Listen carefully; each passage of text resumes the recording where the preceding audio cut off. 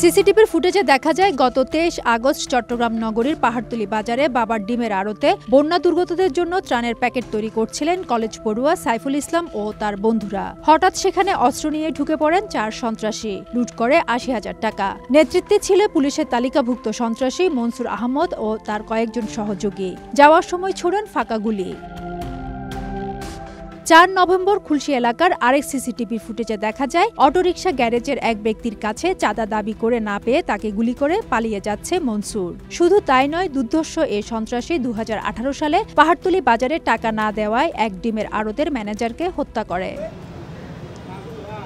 অবশেষে এই দুর্ধর্ষ ডাকাতকে ১১ নভেম্বর বরগুনা জেলায় অভিযান চালিয়ে গ্রেফতার করে পুলিশ। মঙ্গলবার সংবাদ সম্মেলনে পুলিশ জানায় সিএমপি সহ দেশের বিভিন্ন স্থানে ১৬টি মামলার আসামি মনসুর। তার বাবার ডিমের আড়তে বসে বন্যার জন্য ত্রাণের প্যাকেজিং করার সময় ডাকাত মনসুর বা সন্ত্রাসী মনসুর তার দলবল নিয়ে ওই দোকানে হামলা করে তারা ৮০,০০০ টাকা লুট করে নিয়ে যায় এবং যাওয়ার সময় ফাঁকা গুলি ছুড়ে। নানা সময়ে বিভিন্ন রাজনৈতিক দলের পরিচয় দিয়ে এলাকায় সন্ত্রাসী কার্যক্রম চালাতো মনসুর।